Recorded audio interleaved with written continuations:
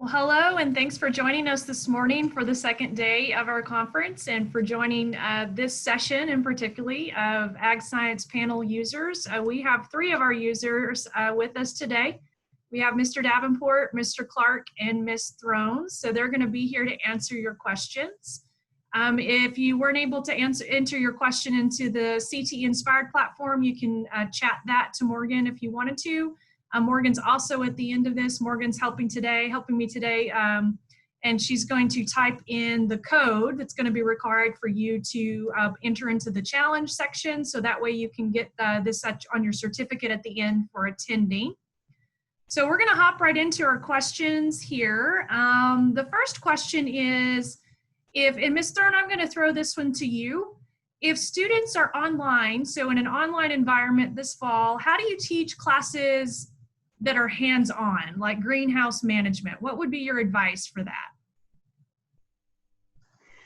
That one's going to be really difficult.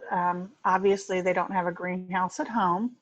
I have actually requested through my school district, we are going to be all virtual, but I've requested to have students to come in and help in the greenhouse. Small groups, that could be their SAE. But we do need the people in the greenhouse to work because I can't manage it by myself. It is difficult. Some of the other things they could do hands-on is build model greenhouses. I've heard of people putting together boxes of pots and soil and seeds and sending them home with the students. There's some virtual ID the students can do as well.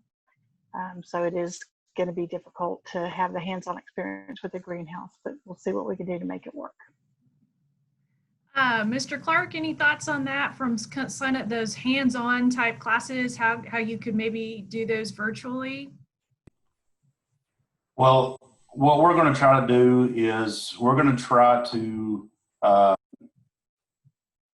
use as many videos as we can on the curriculum that have to do with the lessons. And then also we're going to be able to create video and record our own videos and upload it to Google Classroom. Say like if for example, if we're doing a animal injections lab, I might actually take my iPhone out into the project center to our school farm and actually create my own videos and do that to the kids and put that out there on Google Classroom. And then what we always do is, we use the oranges and the bananas to do sub-Q injections and intramuscular injections and stuff like that. So I'll also do that with the kids on the video. Now getting those syringes and needles to the kids at home, that's going to be impossible, but we can still create our own videos and utilize the videos that are there in the curriculum to help with those kids with those hands-on lessons that we normally do in school and class.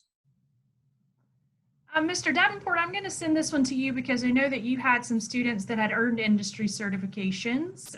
So the question is, have any of you integrated industry certifications in your ag science classes? If so, do you have any advice? So what advice would you have to teachers, Mr. Davenport, that are interested in maybe implementing the certifications with their students?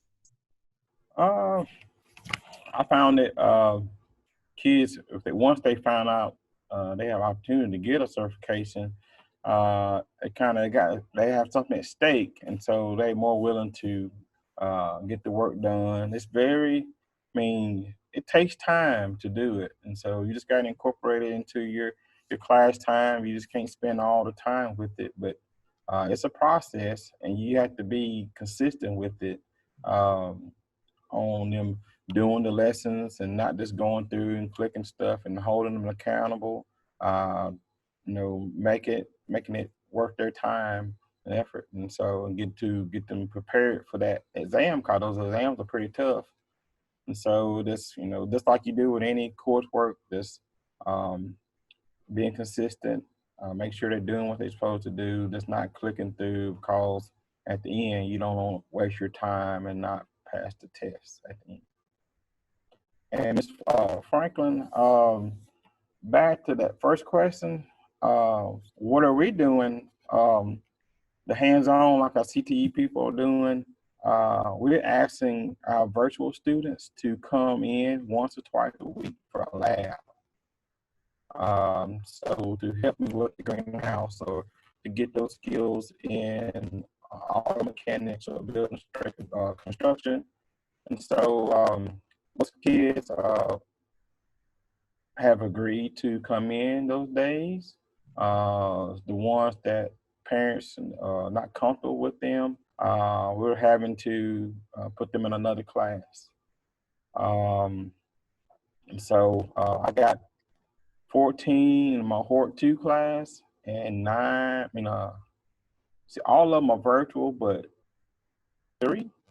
So I only have 3 people helping me in the greenhouse. And so I have the other kids come to agree to come in to help work. And so we kind of doing that, and we'll do some video. I have some face-to-face kids, and so we just have to see how it works out for the time being. Well, thanks for sharing that. Sounds like, I'm sure everybody that's listening to has all different types of situations and combinations of situations that are going to happen this fall. But I know as CTE teachers, you guys are really, really resourceful and will come up with a way to make all of that work. So another question that we had, and I'm going to throw this to Mr. Clark because he talked a lot about being gone to like shows and things like that. One of the questions was, how do you write sub plans when you're out for shows? So it's very simple.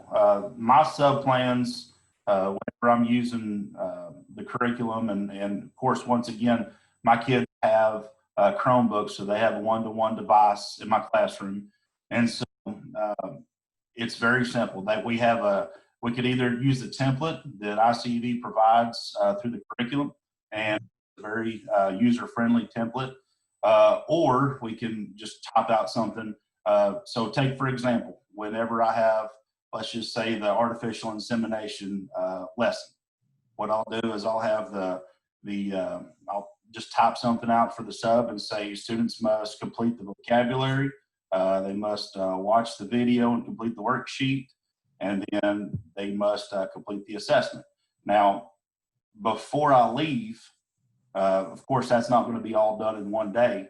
Before I leave, I can sit there and set the dates in which those assignments will be open for those kids. So they're not just doing everything at one time and then sitting there for the next 2 days while I'm gone. And so it's very simple. It's very user friendly, and that's one good thing that I like about the curriculum is you can actually set the assignments to open up and close on whatever dates you want to. So that's kind of how I do it in my classroom. Ms. Throne, any advice there? We have Google Classroom at my school, and I post all my assignments to Google Classroom, and I will just tell them to log into ICEV, and I will give them, here's your assignments, and I can schedule them out for days.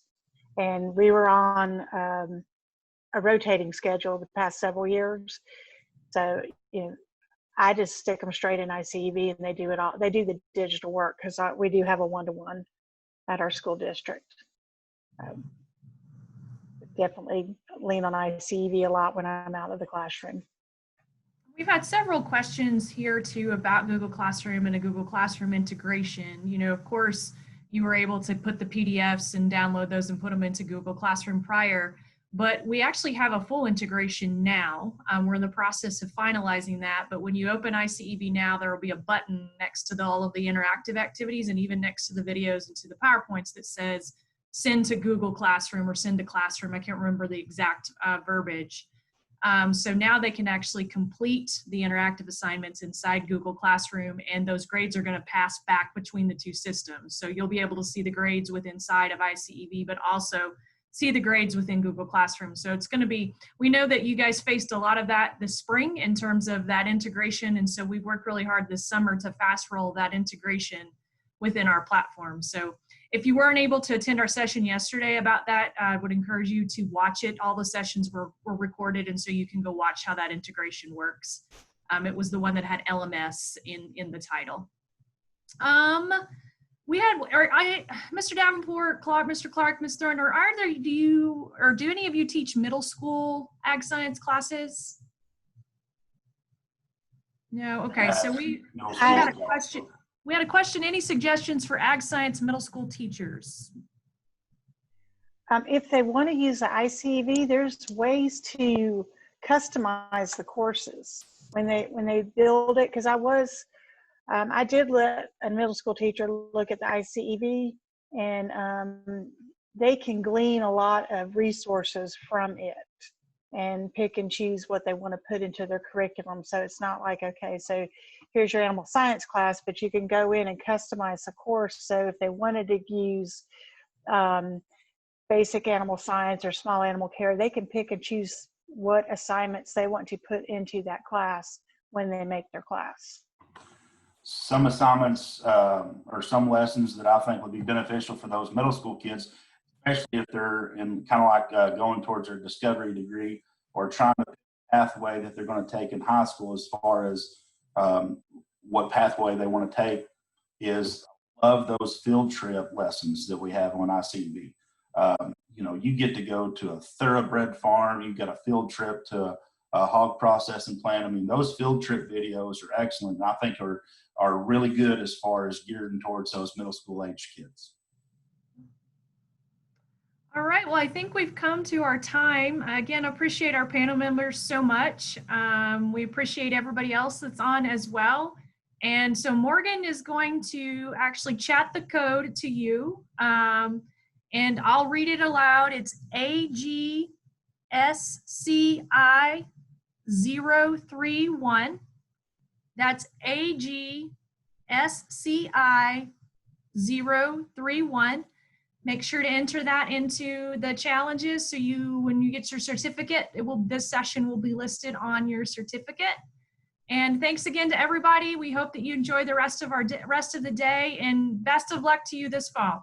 Wishing you guys a very safe and hopefully getting back to normal soon fall semester. So thank you, and bye-bye.